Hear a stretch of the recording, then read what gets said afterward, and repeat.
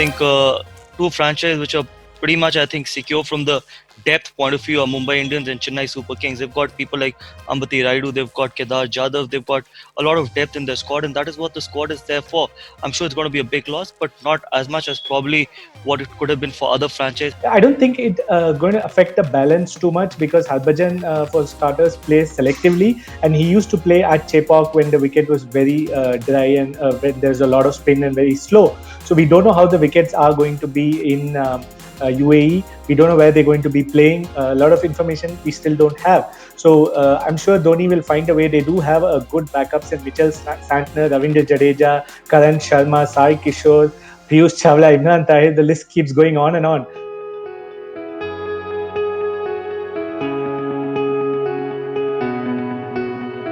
Once again, I feel that Chennai is going to finish in the top 4. Yeah, I think they should qualify. I've picked them to finish in the top 4. Probably the top 4.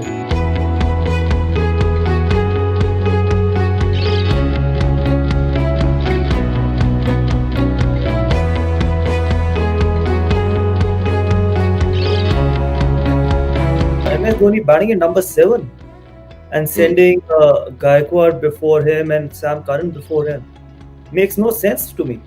In fact, you should be leading from the front, and this is not what you call leading from the front. Batting at number 7 when you're chasing 213.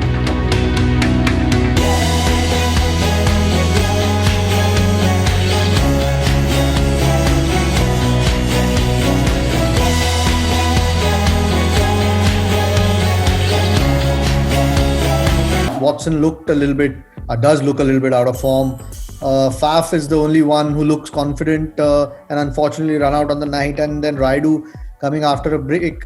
Good ball, but I'm sure he'd be a bit disappointed to having been bowled off that ball. So, and Kedar Jadhav failing again. So if your top 4 are struggling, and it's not even that if they get going, they're scoring quickly. So to take pressure off the middle order, they just seem to be, at the moment, just scoring slowly as well. Yeah, we do need contributions from the top 4 if you're going to win this tournament. So we need to get some form from some big players of ours that are at the top. It's a case of getting into the tournament. Both are looking for substantial contributions.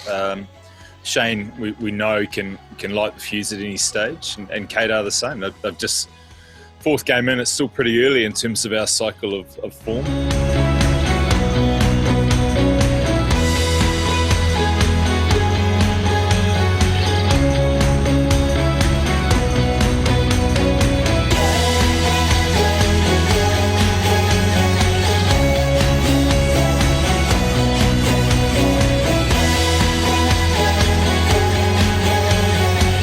It's not just predominantly the personal. I think the approach needs to change.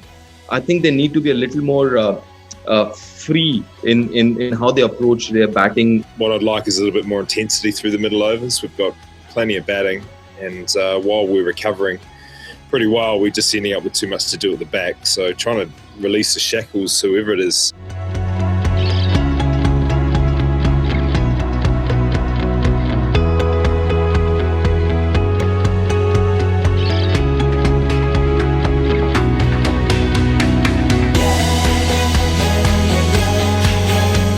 He did not try. He did not go after the spinners. So if you don't go against the spinners, you wait for the faster bowlers to come, and out of those last 4 overs, 2 were to be bowled by a certain Jofra Archer.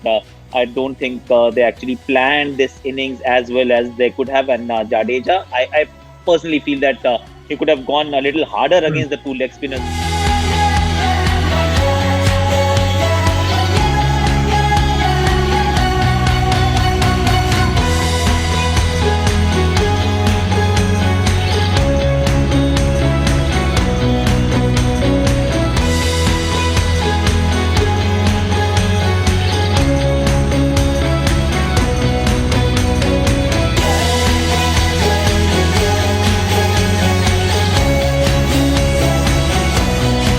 Pretty stunned, really. It was a terrible power play, and to lose wickets so frequently, so quickly, the game was almost over in that power play. So it was tough watching.